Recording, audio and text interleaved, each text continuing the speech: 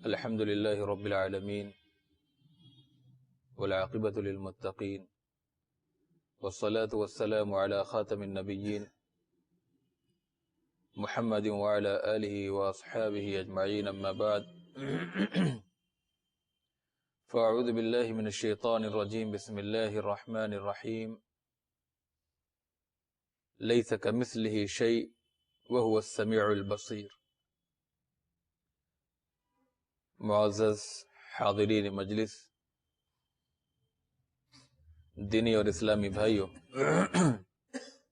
عزیز نوجوان دوستو، پچھلے دروس میں ایمان اور اسی طرح توحید ربوبیت اور توحید الوہیت کی جو تفصیلات ہیں، ان تمام تفصیلات کو ہم نے جانا سنا. آج کے اس درس میں توحید اسماء و صفات، توحید کی 3 قسمیں ہیں: توحید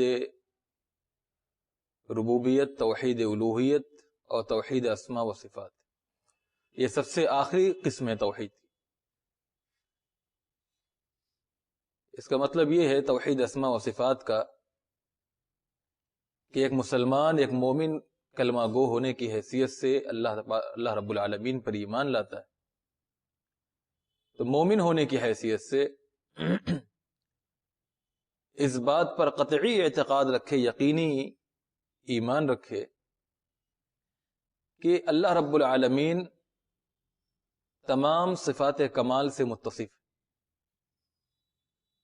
اور تمام صفات ناقص سے وہ منزہ اور پاک صاف ہے. اللہ کی جو صفتیں ہیں، اللہ کے جو اوصاف قرآن و حدیث میں بیان کیے گئے، وہ کمال درجے کے. اور جتنی صفتیں ہیں اللہ رب العالمین کی، جو اللہ نے خود اور اس کے رسول صلی اللہ علیہ وسلم نے بیان فرمائی ہے، وہ ہر قسم کے نقص و عیوب سے مبرہ اور پاک صاف ہے.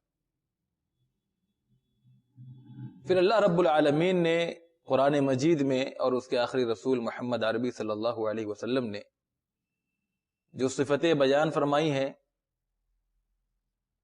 ان صفتوں پر، ان کی حقیقت پر بغیر کسی تمثیل، بغیر کسی تعطیل، بغیر کسی تکییف اور تحریف کے اعتقاد رکھنا، ایمان لانا، یقین جاننا. اللہ رب العالمین نے جو صفت بیان فرمائی ہے اپنے لیے، اپنی ذات کے لیے، ہم اس کے مثل کسی کی صفت نہ قرار دیں، اس کی مثال نہ بیان کریں کہ جیسے ہم سنتے ہیں ویسے ہی اللہ رب العالمین بھی سنتا ہوگا، جیسے ہم دیکھتے ہیں ویسے اللہ رب العالمین بھی دیکھتا ہوگا، ہمارے دیکھنے کی طرح اللہ رب العالمین بھی دیکھتا ہے، ہمارے سننے کی طرح اللہ رب العالمین بھی سنتا ہے. ہمارے بولنے کی جو کیفیت ہے وہی اللہ کے بولنے کی کیفیت ہے. تمثیل نہیں بیان کرنا ہے، مثال نہیں بیان کرنا ہے، تکییف کیفیت بھی بیان نہیں کرنی کہ اللہ کیسے بولتا ہے، اللہ کیسے سنتا ہے، اللہ کیسے دیکھتا ہے، اس کی کیفیت بھی بیان نہیں کرنی.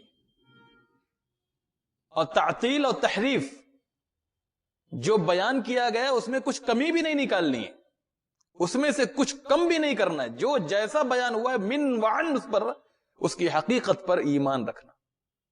اور تحریف بھی نہیں کرنی ہے، منمانی اس میں نہیں کرنی، کاٹ چھانٹ نہیں کرنی ہے. اس کی حقیقت پر ویسے ہی اعتقاد رکھنا جیسے اللہ اور اس کے رسول صلی اللہ علیہ وسلم نے صفتیں بیان فرمائی. اللہ رب العالمین نے قرآن مجید میں فرمایا لیس کمثلہ شیء وہو السمیع البصیر. اس جیسی کوئی چیز نہیں، اللہ کی جو صفتیں ہیں اس جیسی کوئی چیز نہیں. وہو السمیع البصیر، وہی سننے والا ہے اور وہی دیکھنے والا ہے. اس آیت کریمہ میں غور کریں، اللہ رب العالمین نے اپنے ان اسماء کو بیان کیا جو صفات پر مشتمل ہیں. السمیع البصیر، اس میں بھی ہے. عبد السمیع نام بھی ہوتا ہے لوگوں کا، عبد البصیر نام ہوتا ہے لوگوں کا. یہ اللہ رب العالمین کے نام بھی ہیں اور اللہ رب العالمین کی صفت پر مشتمل ہے. تو اللہ رب العالمین نے 2 صفتیں اس میں بیان فرمائی، 2 اسما بیان کیے، 2 نام بیان کیے اپنے، جو اللہ کی صفات پر مشتمل ہے، جس سے اللہ کی صفت معلوم ہوتی ہے، اس کا سننا معلوم ہوتا ہے، اس کا دیکھنا معلوم ہوتا ہے. لیکن ساتھ ساتھ اللہ رب العالمین نے اس کی مثلیت سے بھی نفی کر دی. فرمایا کہ یہ میری صفتیں ہیں اور ان جیسی صفت کسی کی نہیں ہو سکتی. اپنے سے مثلیت کی نفی کر دی. لیس کمثلہ شیء، اس کے سننے کی طرح کوئی نہیں سن سکتا، اس کے دیکھنے کی طرح کوئی نہیں دیکھ سکتا. اسی طرح اللہ رب العالمین نے قرآن مجید میں سورہ اخلاص کے اندر فرمایا وَلَمْ يَكُنْ لَهُ كُفُوًا أَحَدٌ، اس کے برابر کوئی نہیں. وَلَمْ يَكُنْ لَهُ كُفُوًا أَحَدٌ. اسما کے بارے میں قرآن مجید میں اللہ رب العالمین نے بڑے واضح انداز میں مسلمانوں کو سبق دیا، مسلمانوں کو درس دیا ہے. وَلِلَّهِ الْأَسْمَاءُ الْحُسْنَى فَادْعُوهُ بِهَا، اللہ کے جو نام ہیں اللہ کو انہی ناموں سے پکارو. جو اہل فلاسفہ تھے، فلسفی حضرات، اسی طرح تصوف میں جنہوں نے پوری زندگی گزار دی، ان لوگوں کے ہاں، صوفیہ کے ہاں، فلاسفی کے ہاں، اللہ رب العالمین کے ہاں اللہ رب العالمین کی جو اسماء و صفتیں اللہ رب العالمین کی جو تھی صفات میں تعویل کی، اور اسماء اللہ رب العالمین نے جو قرآن و حدیث میں بیان فرمائے ہیں، ان جو وارد ہوئے ہیں اللہ رب العالمین کے، ان اسماء کو چھوڑ کر عموماً وہ ایسے نام اللہ رب العالمین کے پکارتے تھے اور ایسی صفتیں بیان کرتے تھے جو قرآن و حدیث میں موجود نہیں. اللہ رب العالمین نے اپنے آپ کو قرآن میں کہا ہے کہ هو الاول والآخر والظاہر والباطن، اللہ ہی اول ہے، اللہ ہی آخر ہے، اللہ ہی ظاہر ہے، اللہ ہی باطن. لیکن یہ متصوفین حضرات کیا کہتے ہیں، فلاسفہ کیا کہتے تھے؟ قدیم کہتے تھے. اللہ کی ذات قدیم ہے. قدیم تو پرانے کو کہتے ہیں، وہ پرانا ہے. ہم پرانے ہیں، ہم سے پرانا بھی کوئی ہے، اس سے پرانا بھی کوئی ہے. لیکن اللہ نے اپنے لیے قدیم کی صفت نہیں بیان فرمائی، اپنا نام قدیم نہیں بیان فرمایا. اللہ نے قرآن میں کیا نام بیان فرمایا ہے؟ هو الاول، وہ اول ہے، والآخر، وہی آخر ہے، والظاہر والباطن. تو اہل فلاسفہ یا متصوفین نے جو اللہ رب العالمین کے اسماء و صفات بیان فرمائی ہیں، ان میں اکثر صفات میں انہوں نے تعویل کی ہے، صفات کو سمجھا نہیں ہے، اور ناموں میں انہوں نے خلط ملط کیا ہے. اللہ کے جو نام ہیں انہی ناموں سے اللہ کو پکارو، یہ اللہ کا فرمان ہے، خواہ وہ قرآن کے اندر آئے ہوں یا حدیث کے اندر آئے ہوں. یعنی وحی الہی میں موجود ہونے چاہیے وہ نام. اس لیے شیخ الاسلام ابن تیمیہ اور دوسرے علماء نے بڑی سخت نکیر کی ہے. بہت سے لوگ اللہ کو خدا بھی کہتے ہیں، خدا بھی نہیں کہنا چاہیے. علماء پرانے زمانے میں اس کو بیان کرتے رہے، لکھتے رہے، سناتے رہے لوگوں کو. اس لیے کہ خدا کی جمع آتی ہے، خداؤں، اللہ کی کوئی جمع نہیں ہے، اللہ کا کوئی پلورل نہیں ہے. اللہ یہ واحد ہے، اللہ کی کوئی جمع ہی نہیں کہ اللہوں کہا جائے، بہت سارے اللہ نہیں. گاڈس ایک خدا، گاڈس بہت سارے خدا.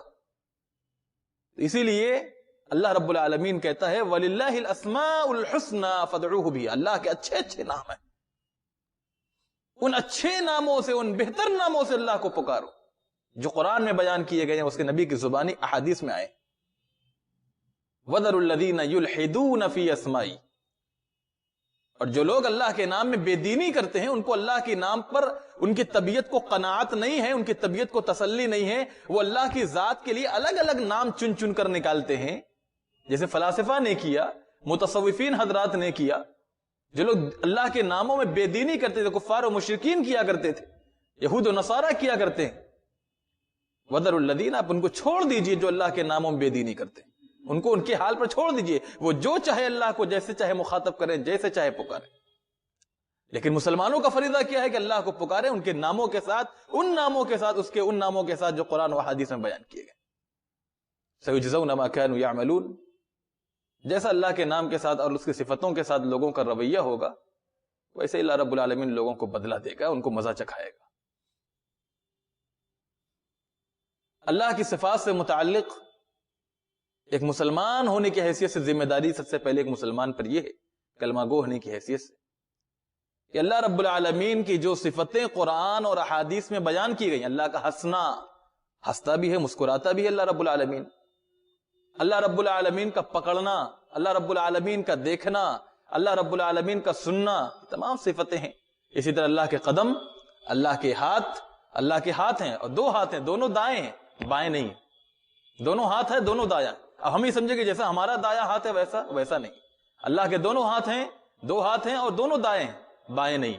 ہم اپنے اوپر, اپنے نقشے پر, اپنے خاکے پر غور کر کے اللہ تبارک و تعالیٰ کی ذات کے بارے میں ایسا تصور نہ کریں. اللہ کا قدم بھی ہے, اللہ رب العالمین جہنم میں ڈالے گا.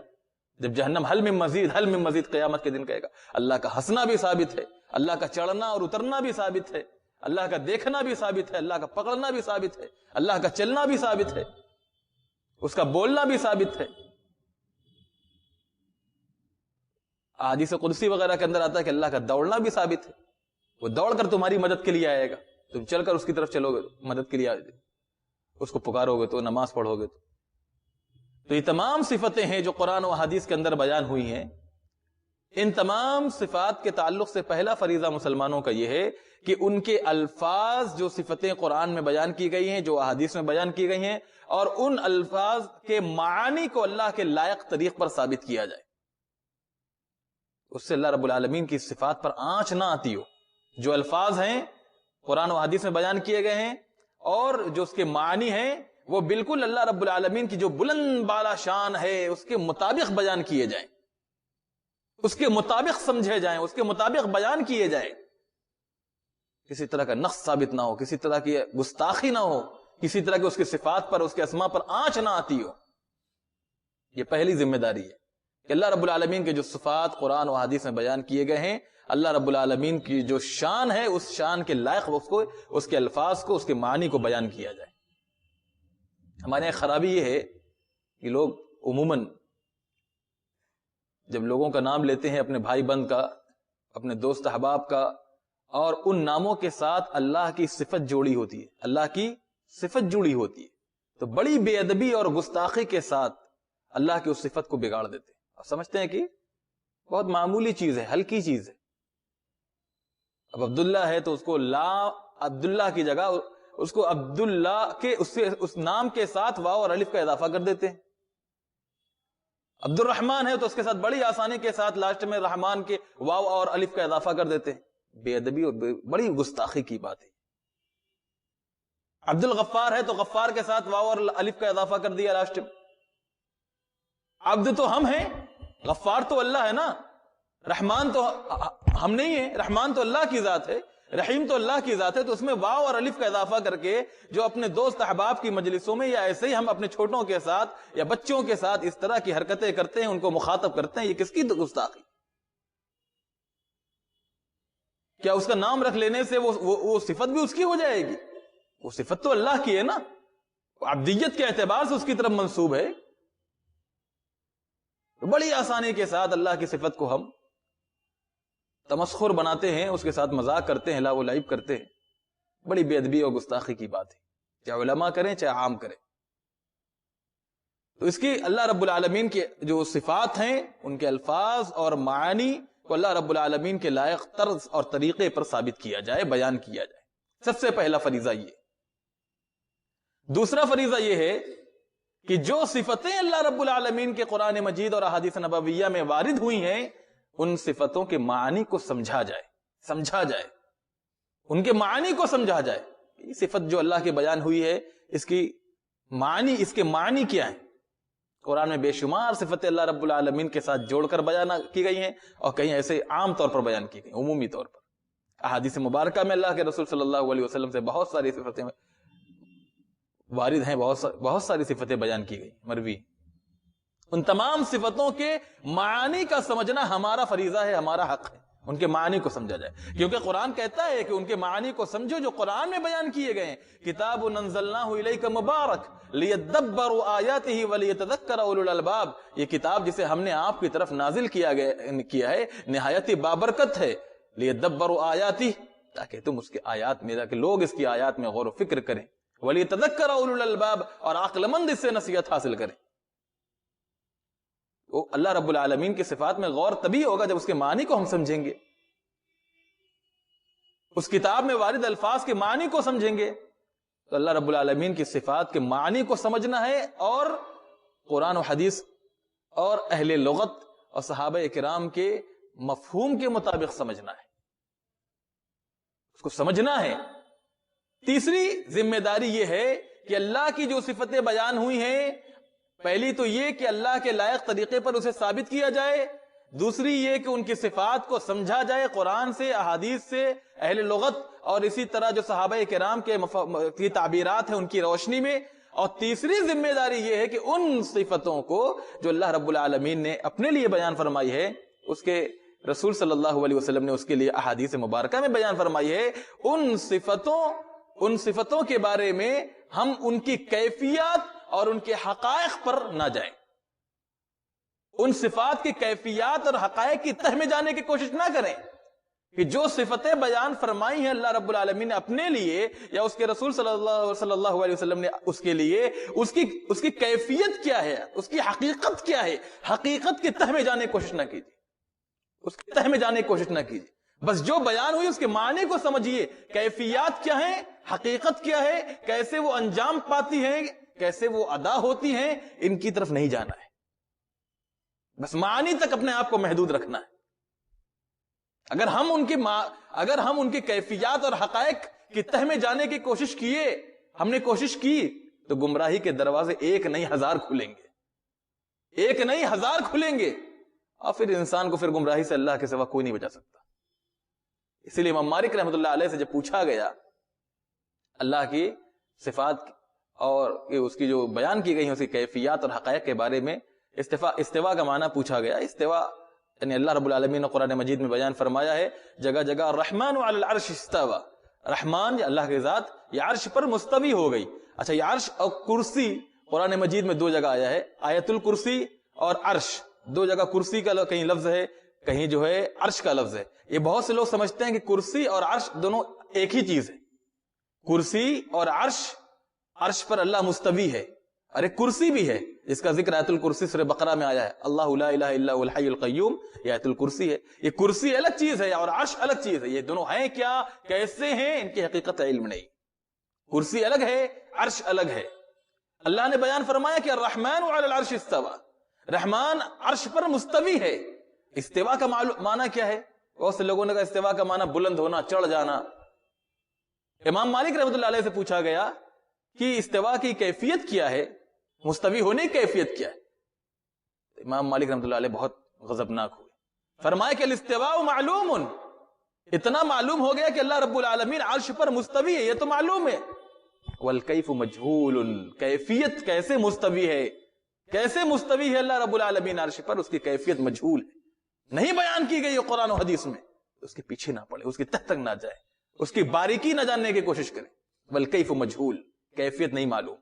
والایمان بہ واجب، ایک مومن کا ذمہ یہ بنتا ہے، ایک مومن کا فریضہ یہ بنتا ہے کہ اس پر ایمان لائے، یہ اس کے لیے واجب ہے بس۔ والسؤال عنہ بدعہ، اور اس کے بارے میں اگر سوال کرو گے تو بدعتی ہو جاؤ گے۔